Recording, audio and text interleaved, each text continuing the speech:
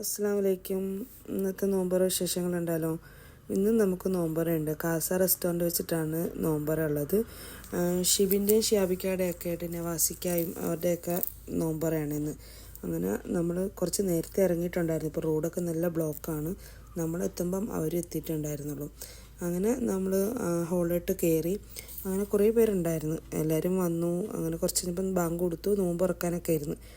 നോമ്പ് main snacks cutlet ഉണ്ടായിരുന്നു, samosa, chicken roll, പിന്നെ മുഹബത്ത് കാ സർബത്ത് ഒക്കെ ആയിരുന്നു. അങ്ങനെ എല്ലാവരെയും കണ്ട് കുറേ നേരം വർത്തമാനമൊക്കെ പറഞ്ഞിരുന്ന് മെയിൻ ഫുഡിലേക്ക് പോയി. മെയിൻ ഫുഡ് അരിപ്പത്തിരി, പൊറോട്ട, ബീഫ് കറി, ചിക്കൻ ബിരിയാണി ഒക്കെ ആയിരുന്നു.